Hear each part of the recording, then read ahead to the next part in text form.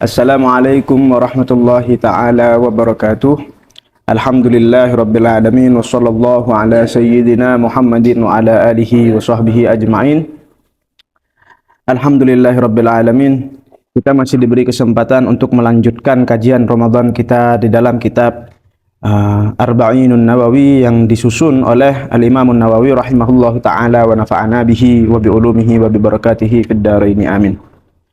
Alhamdulillah kita sudah sampai kepada hadis al-hadithur rabi', yaitu adalah hadis yang keempat. Marahilul khalqil insan wa taqdiru rizkihi wa ajalihi wa amalih. Fase penciptaan manusia, wa taqdiru rizkihi wa ajalihi wa amalihi, dan penciptaan takdirnya, rizkihi, takdir terhadap rizki, wa ajalihi, dan juga ajalnya, wa amalihi, dan perilakunya. An Abi Abdurrahman Abdullah bin Mas'ud radhiyallahu anhu qala, yang mana hadis keempat di sini diriwayatkan oleh salah satu sahabat yang diberi kunyah Abi Abdurrahman, yaitu adalah Abdullah bin Mas'ud radhiyallahu taala anhu. Qala, beliau berkata, haddatsana Rasulullah sallallahu alaihi wasallam wa huwa shadiqul masduq. Yang mana beliau berkata bahwasanya Kanjeng Nabi Muhammad sallallahu alaihi wasallam berbicara, menceritakan kepada kita, yang mana dengan perkataan beliau itu adalah wa huwa shadiqul masduq, dan beliau adalah yang benar perkataannya dan juga dibenarkan. Inna ahadakum yujma'u khalquhu fi batni ummihi arba'ina yawman nutfatan. Sesungguhnya setiap di antara kalian, yujma'u khalquhu, itu dikumpulkan, khalquhu ketika masa penciptaan kalian, atau ketika dibentuknya seorang manusia, fi batni ummihi, itu di dalam di dalam perut ibunya, lebih tepatnya itu adalah di dalam rahim seorang ibu, yang mana rahim tersebut itu terletak di area perut, arba'ina yauman, yang mana selama 40 hari pertama itu berbentuk nutfah, yaitu berbentuk sperma. Tsumma yakunu 'alaqatan mithla dzalik. Kemudian setelah 40 hari berlangsung, yakunu 'alaqatan, yang asalnya sperma itu menjadi gumpalan darah. Mithla dzalik, selama 40 hari pula. Nah, dikatakan ada suatu riwayat mengatakan bahwasanya Allah Subhanahu wa taala mengirim malaikat al-muwakkal bil arham yang bertugas di dalam rahim, yang toliku fayakhudhu min turabil makan alladhi yudfanu fihi fayadurru ala nutfah. Malaikat yang bertugas di dalam rahim ini pergi untuk mengambil tanah di tempat janin tersebut akan dikuburkan kelak. Fayadurru 'alan nutfah, kemudian tanah tadi yang sudah diambil tadi itu dicampurkan atau disebarkan, ditaburkan ke sperma, fayukhlaqu min turabin wa min nutfatin. Maka janin tersebut itu terbuat atau tercipta dari turab, yaitu adalah dari tanah, wa min nutfah, dan juga dari sperma. Yakunu 'alaqatan, kemudian menjadilah suatu gumpalan darah, mithla dzalik, selama 40 hari. Tsumma yakunu mudghatan, kemudian setelah melalui masa 40 hari yang kedua, ini menjadi mudghatan. Apa itu mudghatan? Mudghatan yaitu adalah gumpalan daging, mithla dzalik, sama juga selama 40 hari. Maka di sini kesimpulan daripada teks hadis yang sudah disebutkan tadi, bahwasanya 40 hari pertama seorang manusia itu tercipta berkumpul di dalam perut, lebih tepatnya di dalam rahim seorang ibunya, itu dalam berbentuk sperma. Kemudian 40 hari yang kedua di sini berubah menjadi gumpalan darah. Kemudian melewati 40 hari yang kedua di sini menjadi mudghah, menjadi gumpalan darah. Ada suatu faedah yang diriwayatkan oleh Al-Imam Ali karramallahu wajhah annahu qala ma li bani Adam wal fakhr. Untuk apa anak Adam ini memiliki sifat fakhr atau memiliki sifat yang sombong? Awwaluhu nutfah, sedangkan awal permulaan dari penciptaan manusia itu adalah nutfatan madzarratan, yaitu adalah berupa sperma yang menjijikkan. Wa akhiruhu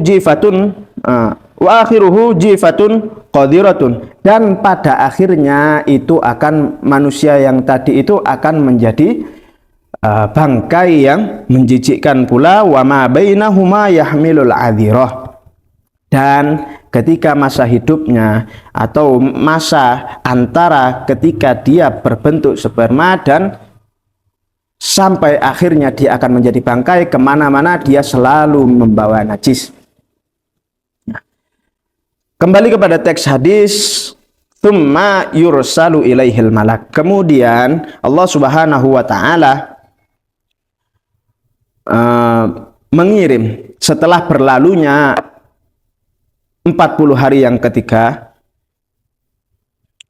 yaitu adalah di dalam kandungan usia lebih dari 4 bulan. Kemudian malaikat Allah Subhanahu wa taala mengirimkan malaikat yang bertugas di dalam rahim, fayanfukhu fihi ruh, untuk meniup ke dalam janin tersebut, meniupkan ruh ke dalamnya. Kemudian wa yu'maru bi arba'i kalimat. Malaikat tadi itu diperintahkan oleh Allah Subhanahu wa taala bi arba'i kalimat, untuk menuliskan 4 hal, 4 kalimat atau 4 ketentuan yang akan ditentukan atau yang menentukan takdir manusia nanti ini sebelum lahir. Dan malaikat tadi diutus oleh Allah Subhanahu wa taala dalam kurung alias malaikat yang bertugas di dalam rahim itu untuk menuliskan 4 kalimat, yang mana 4 kalimat ini adalah yang akan menentukan kelak ketika kehidupannya. Yang pertama adalah bikat birizki. Adapun yang pertama itu adalah dengan menulis catatan rezekinya, entah kadarnya itu sedikit ataupun besar yang akan didapat oleh seorang manusia tadi. Wasifatuhu halalan au haraman au makruhan wa min ayyi jihah, dan sifat daripada rezeki yang akan didapatkan oleh manusia yang tadi itu sifatnya apa? Halalkah atau haram atau makruh, dan dari mana asalnya? Terus kemudian di sini setelah menuliskan rizkinya atau sudah ditentukan rizkinya, maka yang kedua adalah ditentukan ajalnya. Qadruhu tawilan au qasiran, ya, yang mana ajalnya dia memiliki umur yang panjang ataupun yang pendek. Wa fi ayyi sa'atin wa ayyi maudhi'in yakunu intihau, dan di sini sudah ditentukan bahwasanya ajal berhentinya atau berakhirnya hidup kita itu sudah ditentukan oleh Allah Subhanahu wa taala selama kita masih di dalam perut ibu kita. Ya, di mana tempatnya kita akan berakhir dan jam berapa kita akan berakhir untuk mengakhiri hidup kita. Wa amalihi. Kemudian setelah menuliskan ajalnya, maka di sini yang ketiga adalah menuliskan amalnya. Ya. Bayanuhu salihan au fasidan, orang nanti ini janin yang akan keluar nanti ini akan beramal saleh atau akan beramal yang buruk. Wa syaqiyun au sa'idun. Terus kemudian yang terakhir itu oleh malaikat dituliskan syaqiyun au sa'idun, ketetapan yang bahwasanya manusia ini kelak pada akhirnya nanti di akhirat termasuk digolongkan orang-orang yang celaka atau orang-orang yang berbahagia nanti di akhirat. Semoga kita semua digolongkan atau dimasukkan ke dalam golongan orang-orang yang berbahagia. Amin ya rabbal alamin. Melanjutkan teks hadis, yaitu adalah fawalladzi la ilaha ghairuh, dan demi zat yang tiada Tuhan selainnya.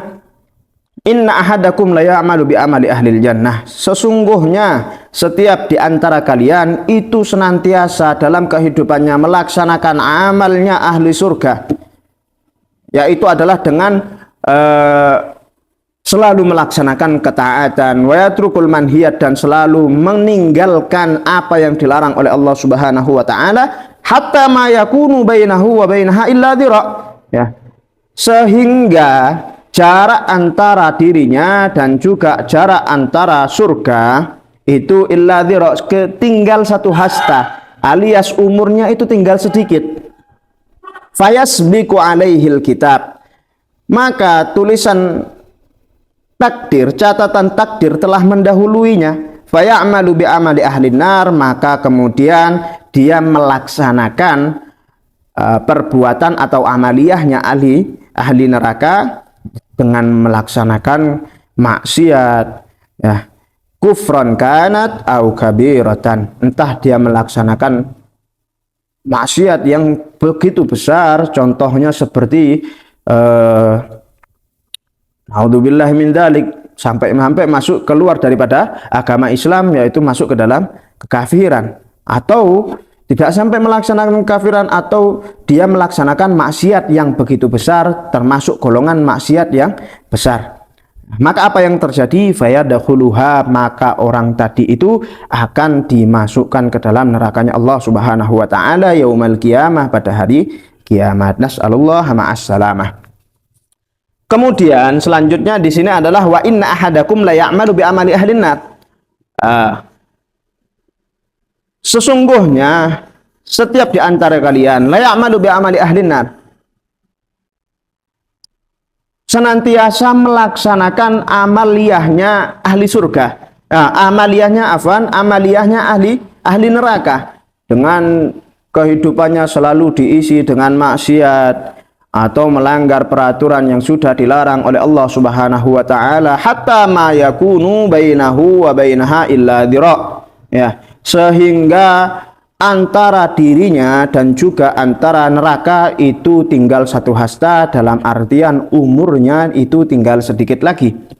Maka apa yang terjadi? Fayasbiqu alaihil kitab, ya, catatan takdir telah mendahuluinya.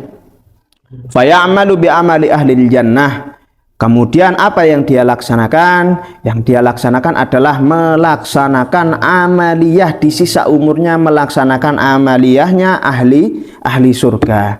Dengan apa? Dengan dia bertobat kepada Allah Subhanahu wa taala dari apa yang telah dia lakukan daripada dosa-dosanya, imma bil Islam in kana kafiron, seperti halnya orang yang asalnya itu kafir, kemudian pada akhir hayatnya dia memeluk agama Islam, wa imma bil iqla'i wan nadamah, dan ataupun dia merasa menyesal dengan apa yang telah ia perbuat daripada kezaliman atau daripada kemaksiatan. Maka apa yang terjadi dengan orang seperti itu? Fayadkhuluha, maka orang tadi itu akan dimasukkan ke dalam surganya Allah Subhanahu wa taala. Itu tadi yang bisa kita dapat hikmah daripada hadis tadi yang sudah disebutkan, bahwasanya setiap orang yang memiliki amaliyah ketaatan, memiliki plus kehidupan untuk selalu melaksanakan kegiatan, hendaknya jangan sombong terlebih dahulu, janganlah merasa aman terlebih dahulu, karena amaliyah al-amalu bi khawatimiha, karena suatu perbuatan itu tergantung pada akhirnya. Tidaklah suatu kebaikan yang lebih baik daripada husnul khotimah. Begitu juga dengan sebaliknya, tidaklah seseorang yang selalu melaksanakan maksiat, orang yang selalu melaksanakan kesalahan, melanggar aturan dalam agama, kita masih diberikan waktu, janganlah berkecil hati. Allah Subhanahu wa taala memiliki sifat rahmat yang sangat luas, memiliki sifat ampunan yang sangat luas. Maka hendaknya kita janganlah berkecil hati, hendaknya kita laksanakan di sisa umur kita untuk melaksanakan taubatan nasuha, bagi orang yang selalu memiliki atau merasa dirinya itu selalu melaksanakan maksiat.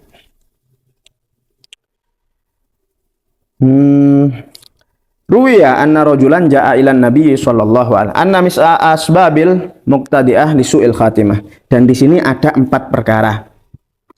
Ada 4 perkara yang qala ba'dahu asbabul muqtadiyatu li su'il khatimah. Ada sebagian ulama ada yang berpendapat bahwasanya penyebab mati dalam keadaan su'ul khatimah, waliyadzubillah, semoga kita dijauhkan daripada penyebab tadi itu ada 4, arba'atun.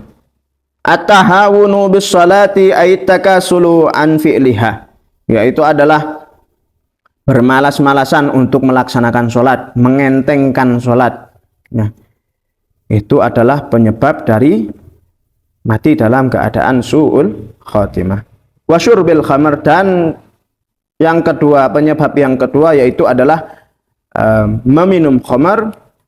Yang ketiga adalah wa adzal muslimin, menyakiti sesama muslim, wa uququl walidaini, yaitu adalah durhaka kepada kedua orang tua.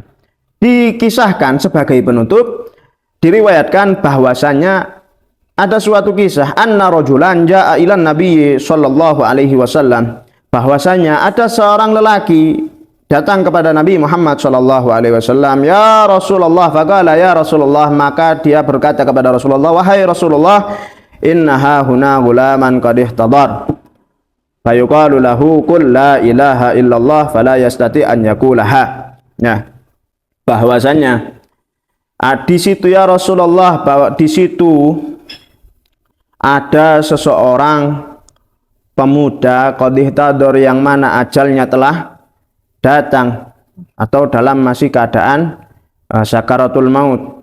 Fayuqalu lahu, dan ada orang yang berkata kepadanya, qul la ilaha illallah, katakan la ilaha illallah. Fala yastati'u an yaqulaha, maka dia tidak bisa mengucapkan la ilaha illallah. Sedangkan dalam kehidupannya dia selalu mengucapkan la ilaha illallah, layaknya sebagai orang muslim seperti biasanya. Qala alaysa kana yaquluha fi hayati? Qalu bala. Ya. Kemudian Kanjeng Nabi Muhammad sallallahu alaihi wasallam bertanya kepadanya, alaysa kana yaquluha fi hayati? Bukankah itu suatu kalimat yang biasa dia katakan semasa hidupnya? Qalu bala. Naam, iya ya Rasulullah. Qala fama manahu minha 'inda mautih. Kemudian apa yang mencegah dirinya sehingga dia tidak bisa melaksanakan atau mengucapkan kalimat la ilaha illallah? Fanahadhan Nabi sallallahu alaihi wasallam wa nahdana ma'ahu hatta atal gulam faqala ya gulam qul la ilaha illallah. Nah, terus kemudian Kanjeng Nabi beranjak kepada pemuda tadi yang menghadapi sakaratul mautnya, hatta atal gulam, sehingga Kanjeng Nabi itu datang kepada pemuda tadi itu. Faqala, kemudian Kanjeng Nabi yang mentalkin pemuda yang mendapati sakaratul maut tadi dengan berucap, ya gulam, wahai pemuda, qul la ilaha illallah, katakanlah la ilaha illallah. Faqala la astati'u an aqulaha. Ya Rasulullah, sesungguhnya aku ini tidak bisa mengucapkan kalimat tersebut. Kanjeng Nabi bertanya-tanya, qala walima, kenapa? Sedangkan kamu ini terbiasa dengan, atau selainnya orang muslim ketika masa hidupnya kita terbiasa atau bisa untuk melaksanakan atau mengucapkan kalimat la ilaha illallah. Qala li uquqi walidati, kemudian dia menegaskan atau menerangkan kepada Kanjeng Nabi penyebab dia tidak bisa mengucapkan kalimat la ilaha illallah, yaitu adalah dengan penyebabnya adalah karena durhaka kepada orang tua perempuannya. Qala ahayyatun hiya? Ya. Kemudian Kanjeng Nabi bertanya, apakah dia masih hidup? Qala na'am. Kemudian ada yang menjawab, na'am, ya ya Rasulullah. Qala arsilu ilaiha, maka kirimkanlah kepada ibunya. Ya, fa arsilu ilaiha faja'athu. Ya. Maka kemudian seorang perempuan atau ibunya dari seorang pemuda tadi itu datang. Faqala laha, kemudian seorang Kanjeng Nabi Muhammad sallallahu alaihi wasallam bertanya kepadanya, aibnuka huwa? Nah, apakah abnuka huwa? Apakah anakmu? Apakah ini anakmu? Apakah pemuda yang mendapati sakaratul maut ini adalah anakmu? Qalat, maka kemudian perempuan tadi itu menjawab, ya Rasulullah. Qala ara'aiti law anna naran ujjijat faqila laki illam tashfa'i fihi fadhaqnahu fi hadhihi an-nar faqalat idzan kuntu ashfa'. Qala bahwasanya Kanjeng Nabi Muhammad Shallallahu Alaihi Wasallam bertanya, apakah kamu melihat? Ya, tidakkah engkau melihat lau anna naran ujjijat, jika serayam neraka ini apa? Berkata kepada seorang perempuan tadi, illam tashfa'i fi, apabila kamu tidak bisa memberikan syafaat kepada anakmu, ya, qadhafnahu fi hadhihin nar, maka dia akan dimasukkan ke dalam neraka. Faqalat idzan kuntu ashfa, ya. Kemudian perempuan tadi itu, apakah aku bisa memberikan syafaat kepada anakku? Ya. Qala fa ashhadillah wa ashhadina bi annaka qad radit. Ya. Maka Kanjeng Nabi Muhammad Shallallahu Alaihi Wasallam itu menerangkan bagaimana cara ibu itu bisa memberikan syafaat kepada anaknya. Dengan apa? Kata Kanjeng Nabi Muhammad, fa ashhadillah wa ashhadina bi annaka qad radit. Kamu bersaksilah kepada Allah dan bersaksilah kepada kita bahwasannya kamu telah ridho kepada anakmu. Faqalat,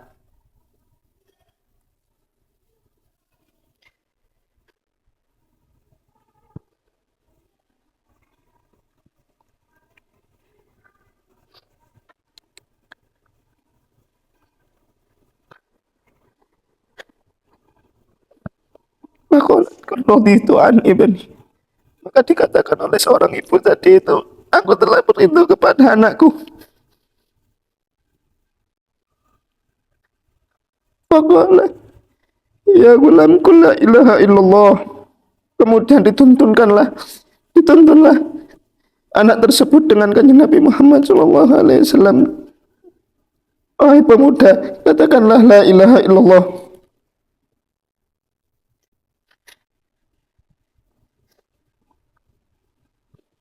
Faqala, terus kemudian pemuda tadi itu bisa mengucapkan yang asalnya tidak bisa mengucapkan kalimat la ilaha illallah.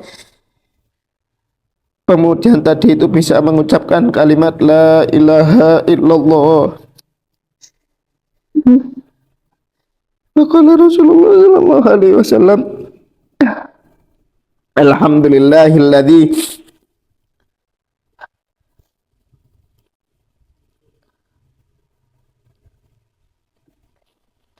kemudian pada akhirnya Kanjeng Nabi Muhammad Shallallahu Alaihi Wasallam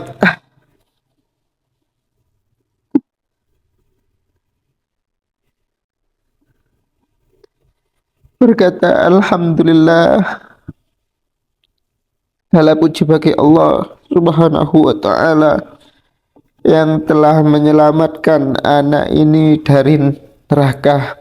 Semoga kita diselamatkan oleh Allah Subhanahu wa Ta'ala pada akhir hidup kita dan diakhiri dengan keadaan husnul khatimah. Amin ya rabbal alamin.